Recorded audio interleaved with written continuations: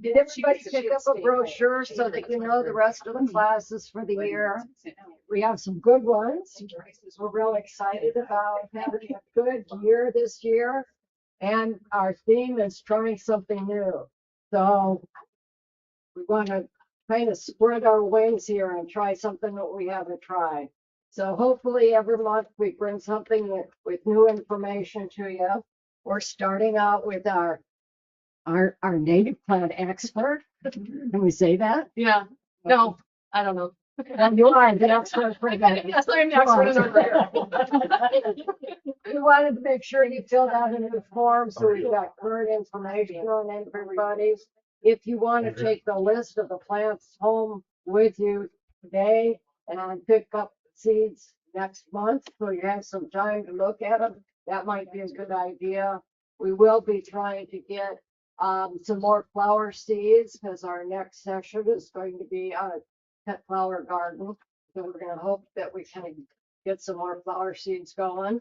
If you have any questions, you have our information on the brochure, and you can always give us a call or send us a text or whatever means of communication you use, because there's a plethora of them out there.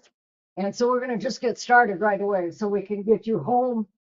We freeze to death outside, right? I'm really happy that everybody didn't let the weather hold you back. Yeah. Yeah, we're gardening, we're strong. We can hardly wait for this weather. Start. Looking forward to it. Well, just to kick off, I wanted to let everybody know that we have a couple of books on the front table that have information about each of the native plant species that we have in our library. So if you wanted to peruse that book and then, write down what you want, go for it. Now is a really great time to get your native plants started. Not all, but most of the seeds require some sort of stratification to break dormancy. So they need a cold, moist period. So I've got a little write up on the front of that book about that if you're interested, but there's multiple ways you can start them. We have a YouTube video from last year where we did winter sowing technique using milk jugs. So you can go back and watch that online. And there's lots of information online about, how to cold stratify in plastic bags and using a refrigerator. So if you want native seeds, now is a great time to get them. The other thing you can do is just go and check them on the snow today. If you have a bare spot. So so native plants seeds take a little bit of time to break dormancy, and so now is the time to get them versus in June. So today I'm going to talk about gardening for wildlife, and I'm not talking about let's get some deer in our yard, but really supporting our pollinators and birds and bunnies, because they're going to come anyway, and you can't fight them. They're going to eat your purple prairie clover, whether you like it or not. So really, in the past, and I put this slide up every time, but in the past, we've asked one thing of our gardens, that they be pretty. Now they have to support wildlife, sequester carbon, feed pollinators, and manage water. So we're really asking more of our gardens. This is just a graphic of kind of, over on the left side, what we're striving for versus over on the left, which is kind of a monoculture, not living environment.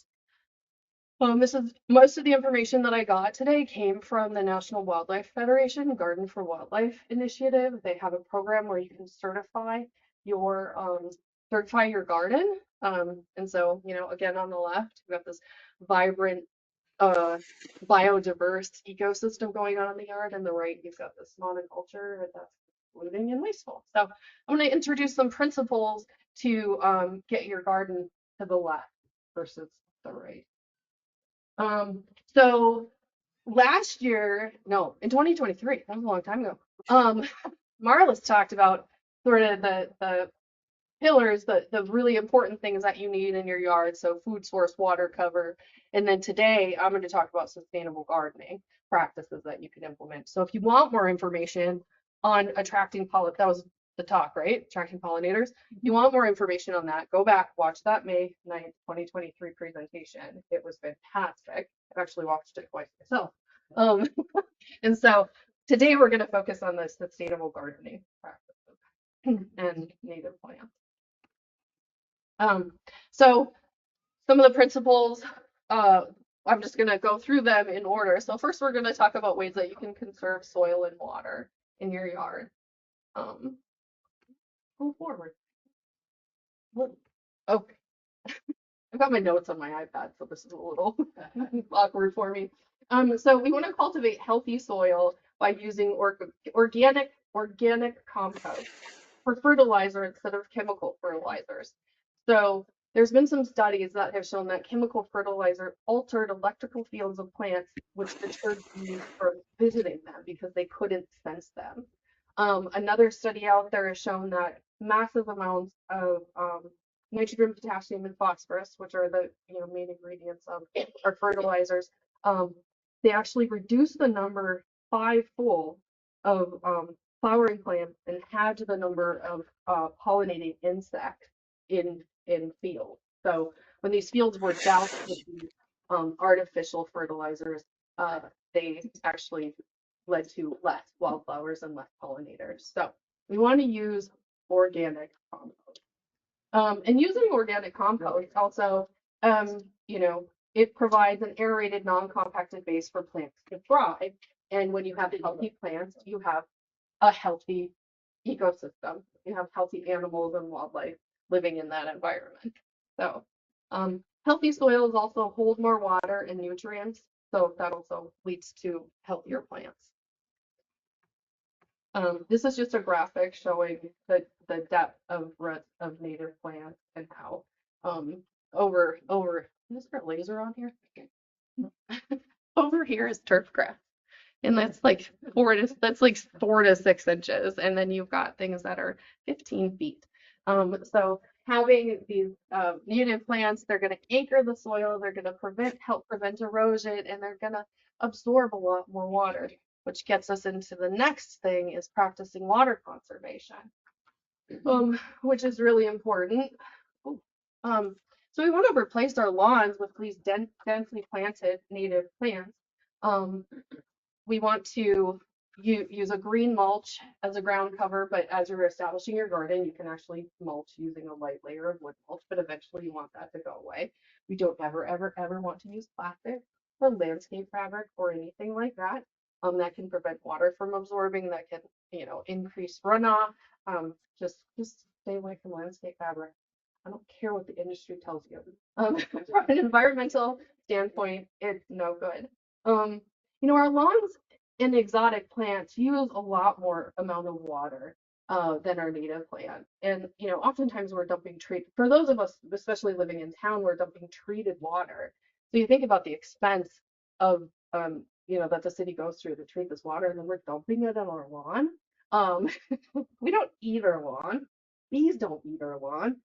So it's really kind of a huge waste of resources.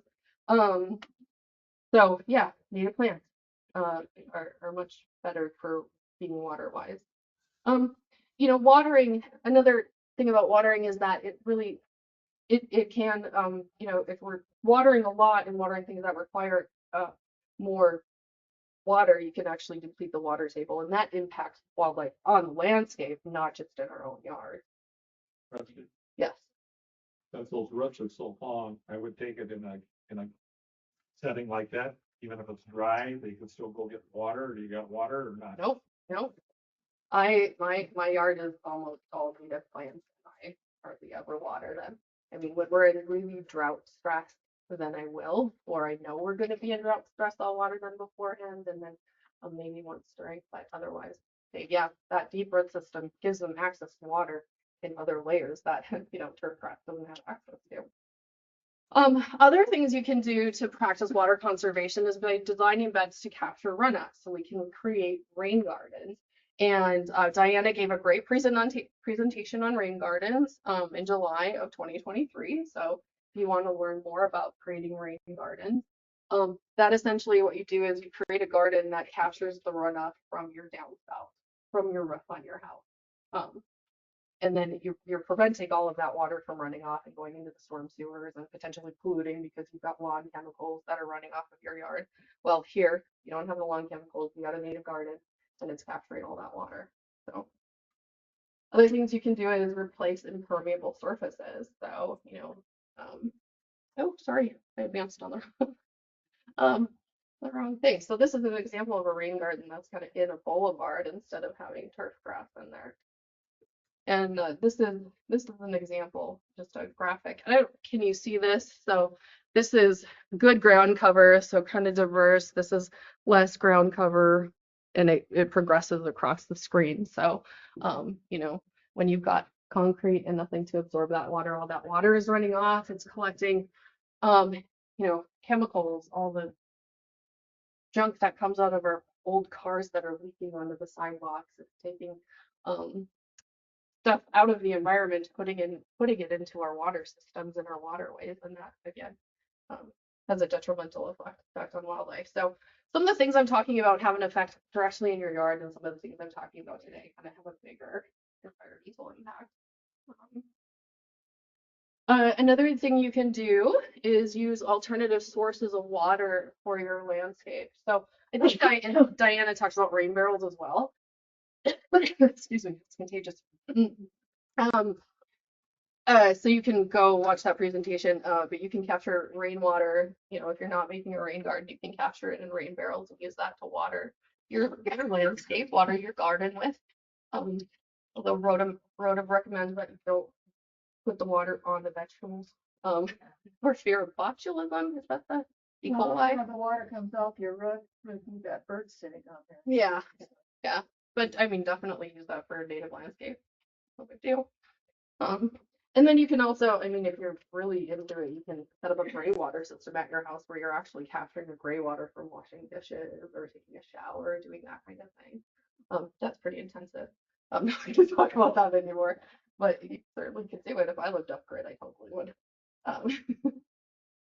So, all right, the next principle for sustainable gardening practices is minimizing the consequences of invasive plants.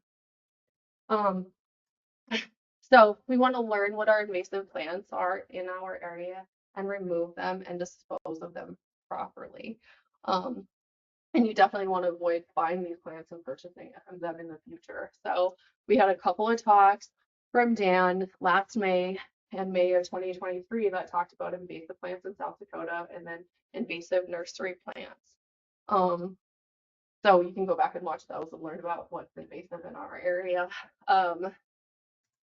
You want to learn the best methods of removals because these plants are usually pretty aggressive. They're probably stored up at the seed bank, so you're going to be battling them for a while. Lots of them like to resprout. So, and sometimes, even a tiny little piece of them breaks off and that can resprout. So disposing of them properly is really important. Don't take them to the transfer station and put them in the compost pile. Put them in a bag in your trash bin and send them to the landfill because we don't want them to spread. Um, so once you remove all these natives, or invasives, you're gonna plant natives. You're gonna hear me say this about 50 times, and I'm probably gonna tell you to kill your lawn about 50 times. So that's the theme here today.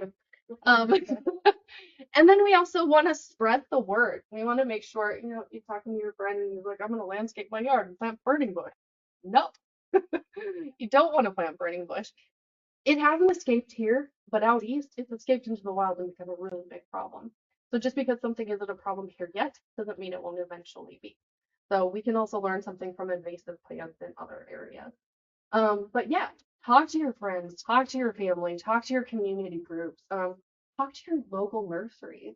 If you know of something or see something there that they're selling that's invasive, like English ivy, say, why are you selling an invasive plant? And just because, the state does have a list of plants that are invasive, but there are also other plants that are invasive that aren't listed, but they will eventually become a problem.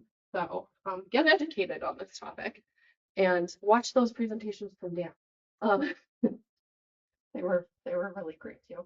So I'm piggybacking on a lot of great talks we've already heard here, which is kind of fun. All right. Next thing you can do is use organic gardening practices. And I know I probably sound like I'm repeating myself. Um, we want to avoid pesticides. Again, pesticides and fertilizers harm wildlife. They harm the wildlife in our yard and they harm the wildlife in the landscape by getting into our water systems. And definitely avoid them when using wildlife or when creating wildlife friendly gardens. Oh, I want to talk a little about neonicotinoids, which is something that it is pretty big in the news. There, the Xerces Society, there's a link down here. You can just Google Xerces Society, has some good information about that. Neonicotinoids are they're systemic. They get into the plant, they're in the entirety of the plant, and they can get into insects and then disrupt their behavior. They can kill them. They're increasingly being used. Their seeds are being treated with it. Plants are being treated with it. A lot of stuff that's coming from our nurseries is treated with neonicotinoids, and they're really, really bad. So you want to make sure when you're buying plants that you're asking the people you're buying from if they are neonicotinoid free. And so I can definitely proudly say that our native seeds are nicotinoid free because they came from my yard. And I definitely don't use any chemicals, any fertilizer in my yard. So, yeah. So that's one thing you want to pay attention to. So again, I'm gonna repeat myself. Back into my notes. Plant native and put the right plants in the right place. I'm not gonna belabor this. You all heard me talk about that. I gave a talk 2 years ago about converting your yard to native. Um, does anybody have any questions? Would you like me to expand on that? No, you're sick of hearing me talk about this. That's why I did the question. Your native stuff is just north of here, right? Couple blocks. Yeah. Yeah. So 10th and Walnut. And eventually the whole place will be natives. I just can only do so much at a time. And if you want to, yeah, walk by my house and grab some seed, go for it. There's plenty. All right. The next thing you want to do is, oh, did I skip one? Oh, build the soil is another principle, but I talked about the organic compost, so I won't touch on that again.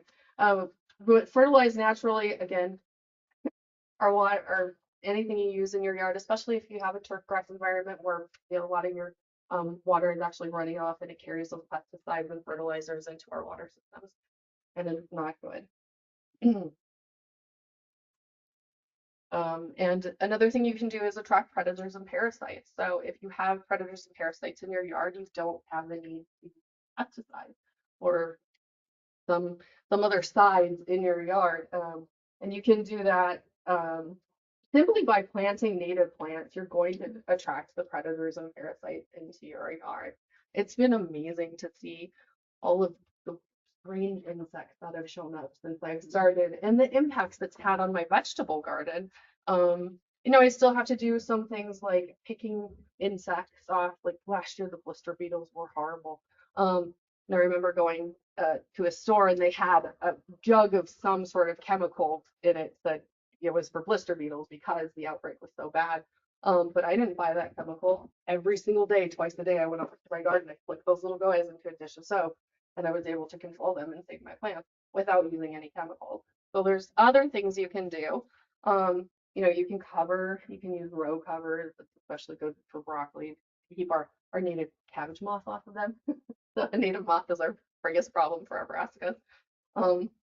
But yeah, you can, other you might want to fence or put mesh over things to keep the birds out so you have strawberries, but there are lots of things you can do that don't involve chemicals.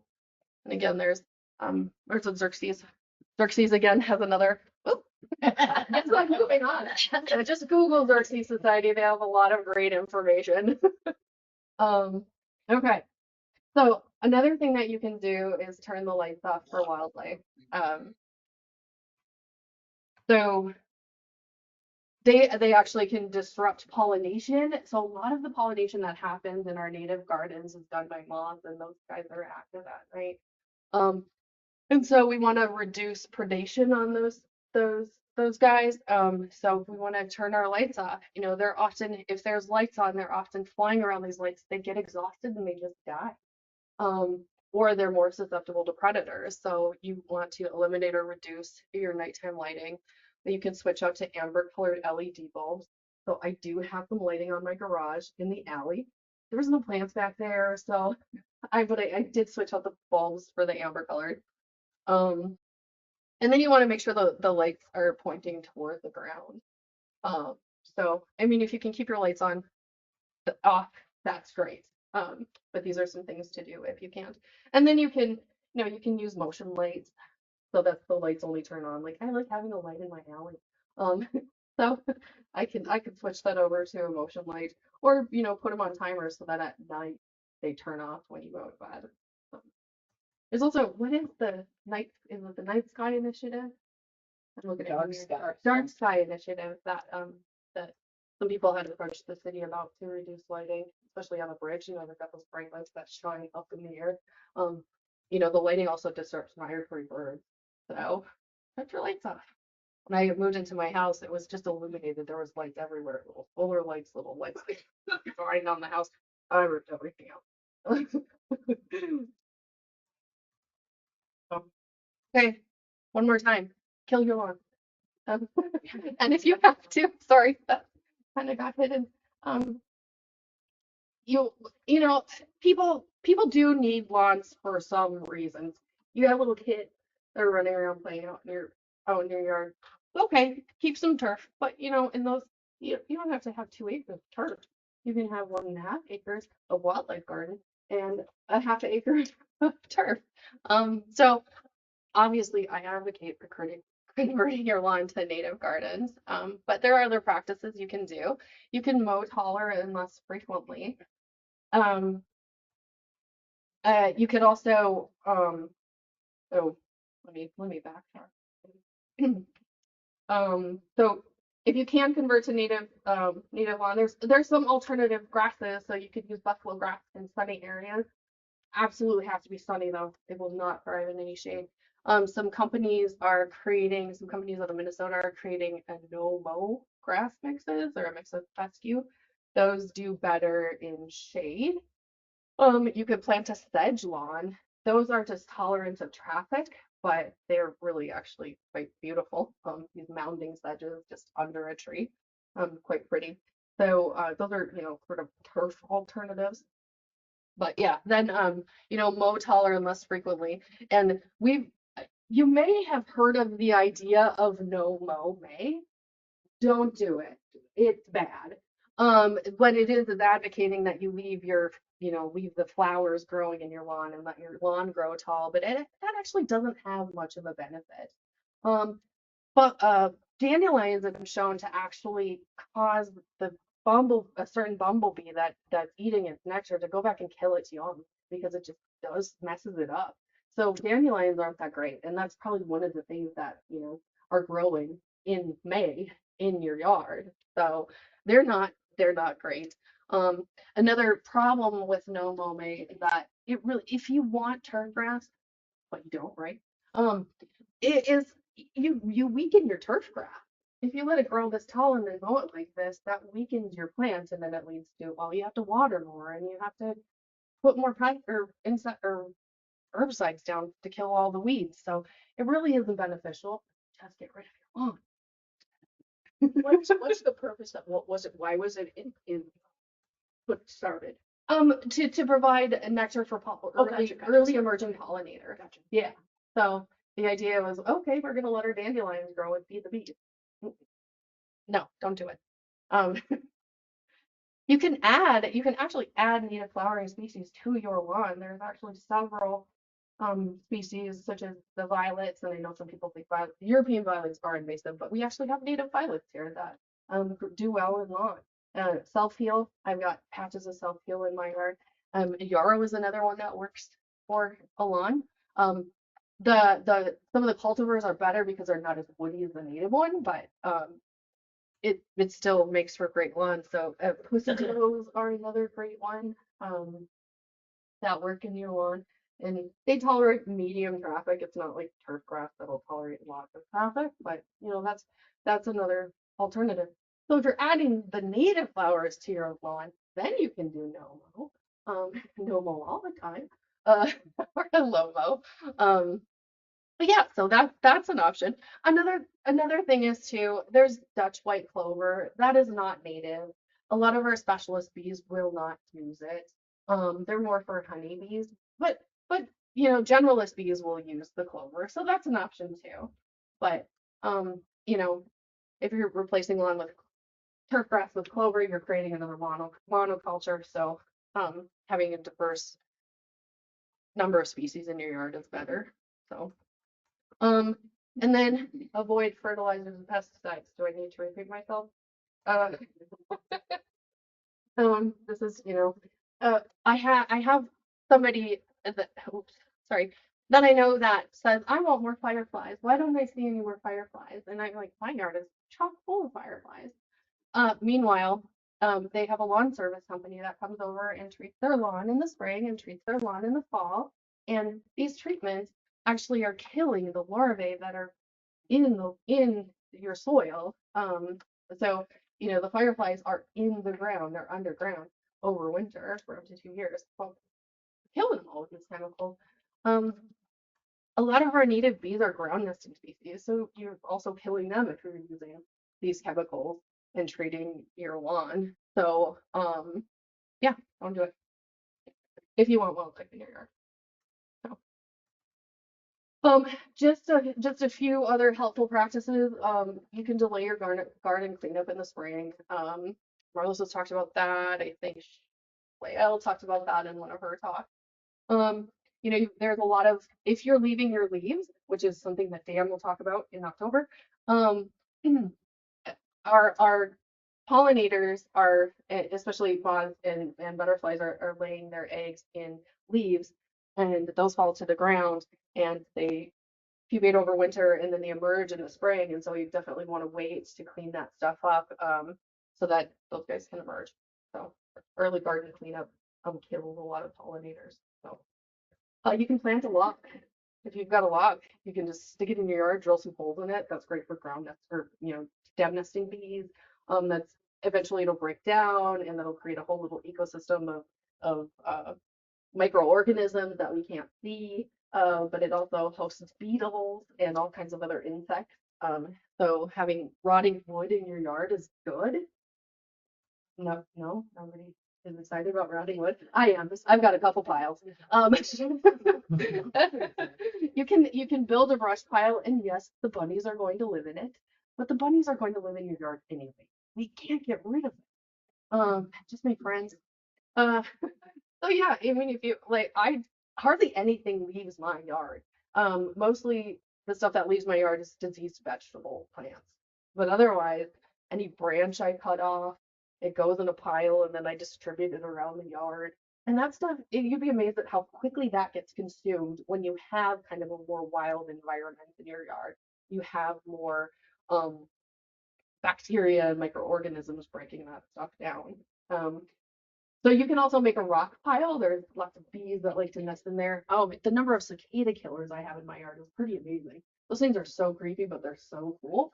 And I've got these rock outcrops in my boulevard, and there's always little piles of soil that when they dig their nests, they make this mound, and they're all over my rock areas. So that's other insects and small mammals. Not that you really want to attract voles to your yard, but they will use those. You want to leave some bare ground again for those nesting. So your nesting insects, your ground nesting bees, bumblebees, they need and the cicada killers, they need this bare ground so they can burrow in and nest. And then, oh my gosh, I'm not on the right slide. Sorry. You want to leave the leaves, seed heads, and stems. And we're going to talk about that anymore because Dan's going to talk about that in October. So you have to come back and learn about what to do in the fall for your yard. And then Lael also talked about that in October 2023. So if you want to go back and rewatch that program, that's available online. So just to finish up, I've just got a couple of graphics, and you might want to come up here and look at these when we're done, showing different things that you can do in your yard. So this one is for pollinators. This one is how to create a bird-friendly yard. This is just another example of what you want to do in your yard for birds.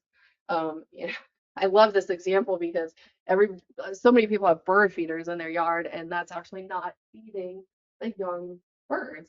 The young baby birds feed on larvae. They feed on caterpillars, and so we want to support the full life cycle of these species. And that picture on the right is just showing dead seed heads over winter, and that pot is full of birds. Okay, this is how I finish every presentation that I give because it's so funny. So I can go back to any of these, but do people have a question? Yeah. Can you circle back to the dandelions and what they do to the pollinators? Yeah, I meant to read that article again. So there was a study done that showed that that bumblebees that were going out and feeding on this nectar would actually go back to their nest and kill their young. It was doing something to these bees neurologically. So who did that study? I can't remember. I will look that up though. I have never heard that. Yeah, it's kind of wild. So, essentially what a dandelion is, it's kind of junk food. It's not complete nutrition. And our native insect evolved with the plants here, so our plants have the right nutrition for these species. Dandelions are from Europe. So everybody's done. So excited to go kill your one. Nope. I have my own lawn to kill. So. So you have to like cover it up with like cardboard and leave it for a long time. Or just pick it up. Yeah, there's lots of methods you can use, and I actually talk about that in my presentation from February 2023, but smothering is an option. That does take time. The easiest thing to do is use glyphosate. It is a chemical, and I know I just preached about don't use chemicals, but this is a one and done. If you think about it, I'm going to use this chemical one time and I never have to put another chemical on my yard again because I'm planting a native garden. You can justify that one-time use. But otherwise, smothering does take a long time, but it works. I've done every method in my yard. I've dug up turf grass, like slid a shovel underneath sod and cut it out by hand, and it was torture. But also very satisfying. So yeah, there's multiple ways you can do it. How long does that chemical take then to kill 2 them? weeks. Yep. If you read the label, I'm pretty sure the straight glyphosate says you can plant in 2 weeks. I think plants might even be sooner.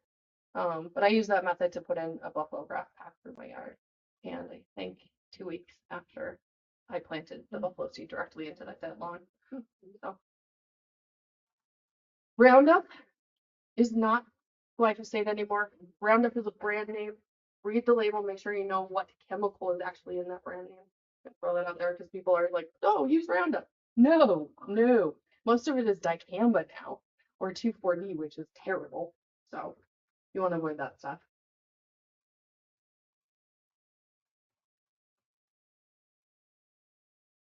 Okay. Well, thanks everybody for coming.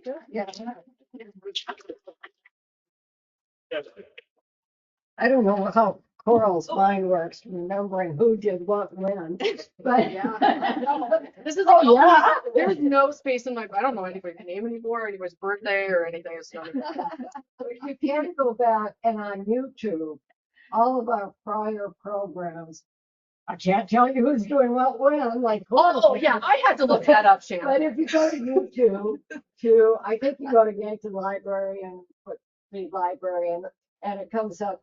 There's also this undiluted way that you can get there by going to the city of Yankton and the library. But go to YouTube and ask Laura who did what I when. They're all the old programs that we have done are back there. Yeah. And I also have something to say about the cardboard because I've used that, but cardboard is really weird in that you have to kind of, when you lay it down, you have to get it wet and you kind of have to keep it moist to have it disintegrate because I've had it in a spot last year that did not get regular watering and it does not break down. So it has to be kind of to kill everything off, keep it wet. That's my one point to make on the cardboard. Some of the cardboard has, it's almost like a waterproof treatment on it, though, too. Mhm. You don't keep it wet. Yeah. Yeah, They well, some of the, look like good. the soda boxes and beer boxes, those are coated. You don't want to use stuff like that. You want to use it brown corrugated. Make sure it has less ink. Take the tape off. Take the tape off, take the labels I made off. that mistake. I was picking up tape from my yard, but yeah, I took my cardboard and piled the turf grass, the sod that I dug out. I took that, piled it on top of the cardboard that I was killing another area in my yard in. So, and I always have piles of yard waste because I don't take anything to the dump. You can pile that on top of the cardboard too. That'll help it break down. So I'm out of comment on the monarchs and the milkweed. Plant milkweed. Monarchs don't seem to be coming back very quick. Yeah, last year, not last fall, the populations were so low that we saw low numbers this past summer. That's why, because the numbers were low the previous year. And I just saw something really devastating about in California. There was some, people were using typical lawn chemicals treating their lawn, and they found hundreds and hundreds of dead monarchs adjacent to this property. And so, yeah, we're just killing more of them. So, plant milkweed, don't use chemicals. I have a question about a more specific type of plant, the Okay. aster. I just love asters. Now, if you run to Baumgarten and buy an aster, potted aster versus the native aster, is there a big difference? I mean, So as far as pollination? yeah, that's a great question. One, I'm going to start with, does Baumgarten still need a nicotine free plant? I'm just going to throw that out in the universe. Yeah, we don't. The master gardeners do. I'm going to make a plug for us in our plant sale. But there's been some studies. NDSU did some studies. Alice White, like somewhere out east, did some studies on cultivars versus straight natives. And in some cases, the cultivars actually were visited more than the straight natives. And so they concluded that, they did have equal or better nectar and pollen for the species. The study that was done up at SDSU found that some of the cultivars were most more popular and better for the Cultivars, insect. meaning the ones that you get at the box stores. Right. Or Right. or what have you. Yes. Yeah. And I mean, some places sell straight natives. I know that you can find some natives down at J. Gurney's. If something has a name and a quote, that's definitely a cultivar. And there's nothing wrong with planting cultivars if you know why they were cultivated. Some of them are cultivated to be shorter species. There's cultivars of black-eyed Susans. Black-eyed Susans are annuals, but now there's cultivars that are perennial. So you can have a black-eyed Susan in your yard year after year. So if you understand why that cultivar was created, then it's okay to plant those. And there's definitely, maybe we should put together a list of those from those studies that show which ones were more popular. Sedum joy, no, autumn joy sedums. Sedums are not native. There's only one native to the U.S. and we don't have that here. Those are actually really popular for generalist and specialist bees. So those are a complete plant, non-native plant that actually does have some value. So yeah, planting cultivars. I mean, I'm gonna always advocate for the natives, and why not? The insects evolve with them. We'll just plant that stuff. But yeah, sometimes a cultivar can be okay. Variety, the spice of life, right? Yeah. And when you're talking about butterflies and caterpillars, oak trees Yes. are the ones that you want. Mhm. For they support that wildlife in unbelievable numbers. And there are native oak trees. They support over 500 different species of, Yeah. of native pollinators, caterpillars, or butterflies, moths, and insects. And that's what Yeah. the birds feed their babies. So And if you go, is it Xerxes Society that has Holmgren National Park has a list of keystone species, which the oak is a keystone species, and what we mean by keystone species are those that support native specialist insects and support lots of them. So there's a couple of places. Xerxes, I'm pretty sure, is one, and then Holmgren National Park where you can go and find out what the keystone species are in our area. Oaks, willows, prunets, so cherry trees. Those are the three big trees that I can remember off the top of my head. And then asters, goldenrods. You had it on one of your slides. Down at the bottom, it was oak and willow and cherry, and there was a fourth one. This one? Mm-mm. Back.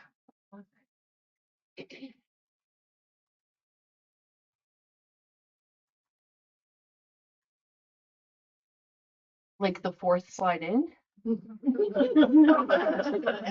It's probably maybe on that. I remember it was in the small print at the bottom. Okay, then I was probably in that like second. I know there's a lot of small print on here. You can actually get a paper copy or a copy of this presentation too when you go to the YouTube or our Seed Library page. Was it in this? I could skip from here and I can't lose balance. Yeah, huh, Yep, well, there we are at the beginning. yeah. Well, anyway. There's a website. Oh, here it is. That? Is that what you were reading? Oh. Yeah. Oak support over 500 species of butterflies, but that's not. Anyway, there's places you can go to find your keystone species for this area, and they'll support more insects and wildlife than other plants. Just go get one packet of everything that's in that drawer back there. Replace your lot. Yeah. Take seed. I mean, if I have seed. Yeah. Yeah. Not just native. I mean. No, we take. No, we will take. Yeah. Especially natives. Oh, some marigolds that I never watered and they just all, I mean, we had no rain. And they just kept going and going and going. And they're still there, so I don't if they're seed there.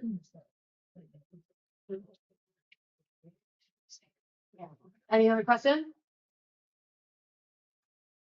Okay. Thanks everybody for coming today. Oh, sorry. I do have some books up here if you're interested. These are kind of inspirational. They're not really how-tos, but they're kind of like talking about the principles and why you want to kill your lawn. Kill your lawn. That's good.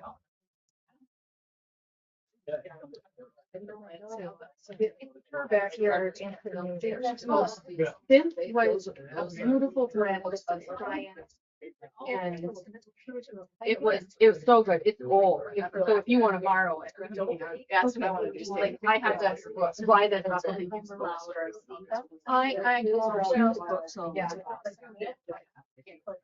It was so it